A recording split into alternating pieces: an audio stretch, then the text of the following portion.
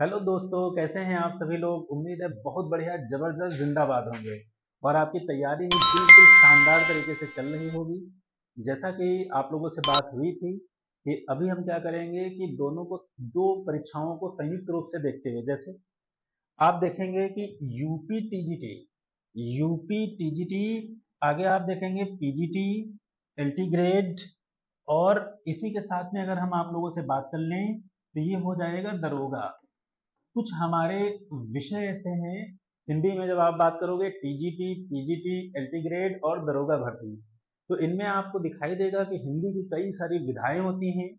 जैसे निबंध है, उपन्यास है, कहानी है, रिपोर्टाज है, संस्मरण है। तो ये दोनों ही विषयों में आपके आते हैं, दोनों ही भर्तियों में आएंगे। चाहे वो आप उत्तर प्रदेश परीक्षा के लिए, टीजीटी के लिए तैयारी कर रहे हो, पीजीटी के लिए कर रहे हो, प्रवक्ता के लिए कर रहे हो, या फिर आप दरोगा की परीक्षा के लिए, सब में ये सवाल आने वाले हैं। तो आज हम लोग पहले दिन के सेशन में इस वाले चैप्टर के तहत हम देखेंगे कहानी वाला विषय। तो कहानी जो विधा है हम उसके बारे में पढ़ेंगे, आप लोग आराम से देखेंगे। बहुत ज्यादा गहराई से आज हम लोग नहीं चलेंगे, बस जैसे पेपर में आता है टू द पॉइंट, कि सवाल आया आपने देखा आपने टिक करा, सवाल आया आपने देखा आपने टिक करा। ठीक उसी वे में हम लोग अपना सेशन चलाएंगे। चलिए, ज्यादा आपका समय नहीं खराब किया जाएगा और जल्दी हम लोग लाइव आएंगे, कहानी को पूरा डिटेल में पढ़ाया जाएगा। देखते हैं पहला सवाल, है ना। तो आज की क्लास का बच्चों हम लोगों का पहला सवाल है। पहला ही प्रश्न कह रहा है कि कोसी का घटवार, ठीक है, कोसी का जो घटवार है ये कहानी है, ये किसके द्वारा लिखी गई है। तो पहला ही विकल्प जब आप देखोगे तो पहला विकल्प हमारा है शिव प्रसाद सिंह जी। कौन? शिव प्रसाद सिंह जी। दूसरे विकल्प की बच्चों जब बात की जाएगी, दूसरा विकल्प है हमारा शेखर जोशी, और तीसरा विकल्प है राजेंद्र बाला घोष, है ना। अगला विकल्प जो हम लोग देखेंगे तो मोहन राकेश। तो उम्मीद करते हैं कि इतनी देर में आपने उत्तर अपना सोच लिया होगा कि कौन सा उत्तर सही होना चाहिए, है ना बच्चों। तो देखते हैं हम लोग कोसी के घटवार के बारे में। तो कोसी के घटवार की जो रचना करी है वो किसने करी बच्चों? शेखर जोशी साहब ने, है ना। किसने करी है? शेखर जोशी जी ने।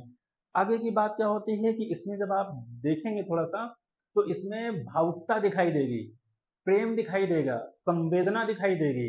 यहाँ पर पात्र के रूप में आपको लक्ष्मा दिखाई देंगी, लक्ष्मा और गोसाई। तो होता क्या है कि दोनों का एक प्रगाढ़ प्रेम होता है, लेकिन गरीबी और परेशानी के चलते जो हमारे नायक हैं वो फौज में चले जाएंगे। वापस जब आएंगे तो पाते हैं कि लक्ष्मा तंगी के चलते, परेशानियों के चलते किसी के साथ ब्याह दी जाते हैं। और आखिरी जो बिल्कुल रुदन वाला क्षण होता है, कारुणिक क्षण होता है, वहां आप पाएंगे कि जब वो भेंट उनकी होती है, एक दूसरे को देखते हैं, तो साफ दिखाई देता है कि लक्ष्मा जो होती हैं, जो लक्ष्मा नायिका हैं, उनका ब्याह किसी दूसरे के साथ हो चुका होता है और वो अपने बच्चों के साथ जा रही होती हैं, है ना बच्चों। तो ये वाली थोड़ा सा हमें शॉर्ट में जाना है।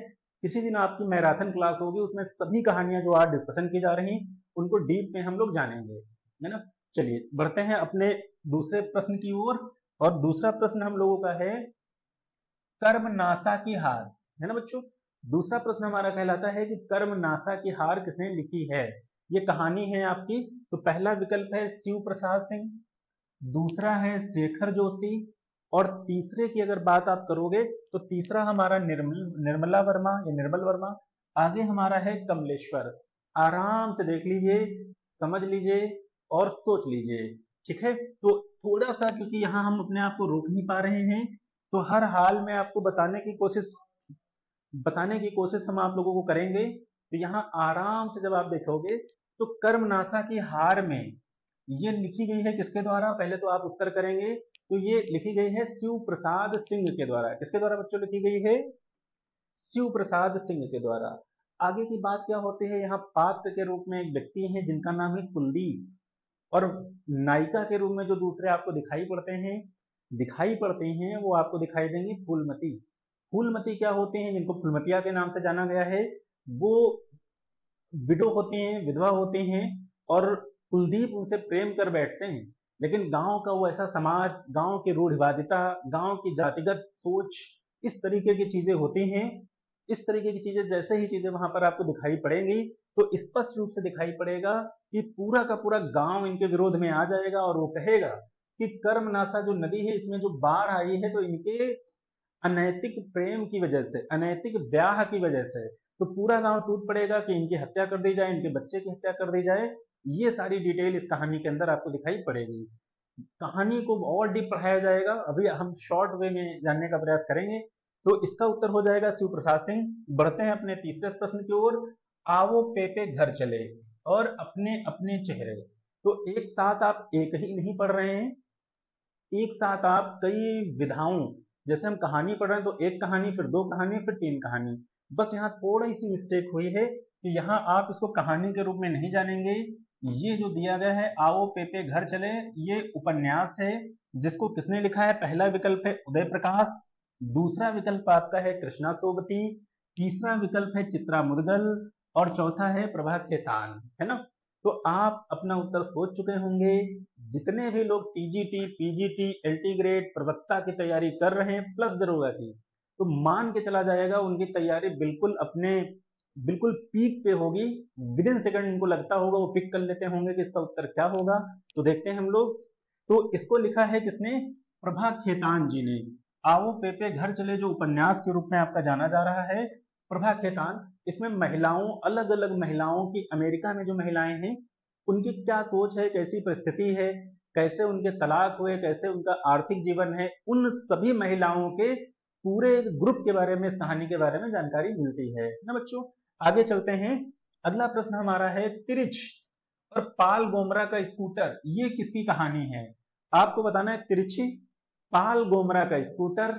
और अगली जो जैसे ही आपको बात दिखाई पड़ेगी तो ये किसकी कहानी है। पहला आपका है उदय प्रकाश, अगला है आपका प्रभा खेतान और अगला है मोहन राकेश, अगला है धर्म भारती। तो जैसे ही ये बात आपको दिखाई पड़ती है तो बहुत ही ज्यादा हम चाहते हैं कि शॉर्ट में पढ़ाएं, लेकिन अपने आप को रोक नहीं पाएंगे क्योंकि इतनी अच्छे तरीके से कहानी डिजाइन है, अच्छे तरीके से इसको लिखा गया है। यहाँ क्या होता है कि दो परिवेश को एक साथ वो लोग दिखा देते हैं। दो परिवेश कहाँ दिखाई देंगे? एक ग्रामीण परिवेश दिखाई देगा और दूसरा परिवेश आपको दिखाई देगा शहरी। तो यहाँ मानवीय संवेदना का कैसे हनन होता है, तो यहाँ तिरछ के माध्यम से दिखाया गया है।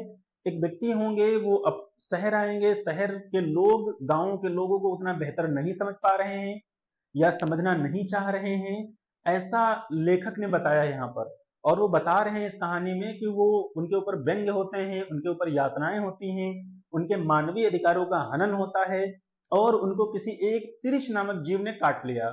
जो तिरिश नामक जीव है यहाँ पर वो कोई जीव नहीं, वो काल्पनिक जीव है और वो जीव माना गया है एक शहर को, कि शहर की मानसिकता को, शहर के लोगों को, शहर की सोच को जो कहानीकार ने बताने का पूरा प्रयास किया है ना। तो चलेंगे हम लोग। पहला है हमारा उदय प्रकाश, दूसरा है प्रभा खेतान, फिर आगे देखेंगे मोहन राकेश और चौथे रूप में धर्मवीर भारती। तो आप स्पष्ट रूप से जान चुके होंगे। तो तिरिच, पाल गोमरा का स्कूटर, ये किसने लिखा है? उदय प्रकाश जी ने। कंफर्म है? उदय प्रकाश। चलते हैं बच्चों, हमारा अगला जो प्रश्न है वो है राजा निर्बंसिया, कस्बे का आदमी, खोई हुई दिशाएं और मांस का दरिया। इतना तय मान लीजिए कि अगर आप लास्ट तक, अंतिम चरण तक, अपनी परीक्षा की डेट और अंतिम परीक्षा के दिन तक अगर चैनल पे आप रुके रहते हैं, समर्थन करते हैं, सहयोग करते हैं, तो निश्चित रूप से मान के चलिए एक तरफ से सारे प्रश्न छपने वाले हैं। क्योंकि यहाँ पर आप एक ही प्रश्न तैयार नहीं कर रहे हो, एक कहानी के साथ साथ में आपको कई कहानी मिलनी। जैसे आप सिर्फ एक सॉल्व नहीं करे, राजा निर्बंसिया ये एक आपका हो गया, कस्बे का आदमी ये दो हो गया, खोई हुई दिशाएं ये तीसरी हो गई, मांस का दरिया ये चार हो गई। यानी एक राइटर, एक कहानीकार को जब आप उत्तर दे पाते हैं तो वहां से आप चार चार कहानियां आप सीख करके जाते हैं, है ना। चलते हैं बच्चों। तो इन सभी का उत्तर क्या होना चाहिए? हम बिल्कुल मान रहे हैं कि इतनी देर में आपने उत्तर फाइंड कर लिया होगा। पहला है हमारा महीप सिंह, दूसरा है हिमांशु जोशी, तीसरा है कमलेश्वर और चौथा है मोहन राकेश, है ना। तो राजा निर्बंसिया, कस्बे का आदमी की अगर आप लोग बात करोगे तो उत्तर आपका क्या हो जाएगा?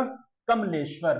कंफर्म है? तो जैसे ही आप ये देखेंगे तो उत्तर के रूप में हमें आपको दिखाई पड़ेगा कमलेश्वर। आगे चलेंगे बच्चों। अगला प्रश्न हमारा है उत्तमी की मां, फिर तुमने क्यों कहा था कि तुम सुंदर, मैं सुंदर हूं, तुमने क्यों कहा था कि मैं क्या हूं? यहाँ पे सुंदर है बच्चों, मैं सुंदर हूं, और ये किसकी कहानियां हैं? तो फिर आपने देखा कि एक साथ में आपको कई कहानियां दिखाई पड़ रही हैं, है ना। बहुत बढ़िया, बहुत बढ़िया, आप सोच पा रहे होंगे। चलते हैं इनके विकल्पों की तरफ। तो पहला है भीष्म साहनी, अगला है मोहन राकेश, और फिर है यशपाल, फिर है कमलेश्वर। उम्मीद है कि आपको समझ में चीजें आ रही होंगी, तो आप इसको आगे बढ़ा रहे होंगे। ठीक है, दरोगा में भी एक कारगर होगा, दरोगा के लिए भी सहायक है, और अन्य परीक्षाओं के लिए भी, जैसे टीजीटी, पीजीटी, एलटी ग्रेड, है ना। तो उत्तमी की माँ, जो उत्तम होगा उसका यश, ऐसे याद रखेंगे, जो उत्तम होगा उसका यश पूरे संसार में फैल जाएगा। तो उत्तर क्या होना चाहिए? यशपाल, है ना। तो बिल्कुल जिन लोगों ने यशपाल उत्तर दिया है, उनके विकल्प में कहीं से भी किसी भी प्रकार की कोई दिक्कत नहीं थी। तो यहां उत्तर क्या हो जाएगा आपका? यशपाल जी। आगे बच्चे चलते हैं। अगला हमारा है भाग्य की रेखा, भटकती राख, शोभा यात्रा। ये किसकी कहानियां हैं? दो तीन चीजें आप देखेंगे। पहला है भाग्य की रेखा, दूसरा आपका है भटकती राख, फिर बच्चों आपको दिखाई देगा शोभा यात्रा। तो आराम से देखेंगे कि जब भा से आपका क्या होता है? भाग्य, और भाही से स्टार्ट हुआ है भीष्म साहनी। आराम से याद कर लेंगे कि भाग्य रेखा, भटकती हुई रात और शोभा यात्रा, ये भीष्म साहनी जी के द्वारा लिखी गई कहानी है। आगे बच्चों चलते हैं हम लोग। अगला है हमारा सुकुल की बीवी के रचनाकार कौन है? आप जानते हैं हिंदी में बहुत बहुत ही ज्यादा बड़े बड़े कथाकार, कहानीकार, उपन्यासकार हुए हैं। उन्हीं में से आपको दिखाई देंगे। पहला है सूर्यकांत त्रिपाठी निराला, आप यहां देखेंगे। यहां देखेंगे सुमित्रा नंदन पंत, और आपको दिखाई देगा हिंदी की महान विदुषी कवित्री महादेवी वर्मा, जिन्होंने लिखा मैं नीर भरी दुख की बदली। आगे देखेंगे हम लोग जय शंकर प्रसाद, है ना। तो कामायनी, झरना, आंसू, लहर आपको दिखाई पड़ता है। यहां लेकिन पूछा गया सुकुल की बीवी। जैसे ही सुकुल की बीवी की बात हो जाएगी, तो ये किसने लिखी है कहानी, यहां पर जब आप पाओगे तो आपका उत्तर क्या हो जाएगा? निराला जी। कंफर्म है? निराला जी। निराला जो बहुत ही प्रतिभा के धनी हैं, आप बहुत अच्छे से जानते हैं। उन्हें लिखा हुआ तोड़ती पत्थर, मैंने देखा उसे इलाहाबाद के पथ पर, है ना बच्चों। आगे चलते हैं।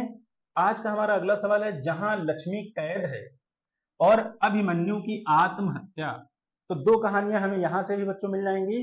एक हमारी कहानी कौन सी है? साफ साफ लिखा है जहां लक्ष्मी कैद है। तो अगर लक्ष्मी कैद है तो उसको कोई छुड़वाने जाएगा, आप ऐसे याद रखोगे। तो याद के लिए पहला विकल्प है रविंद्र कालिया, दूसरा विकल्प है हम लोगों का राजेंद्र यादव, तीसरा विकल्प है बच्चों यशपाल, और चौथा विकल्प है हमारा निर्मल वर्मा।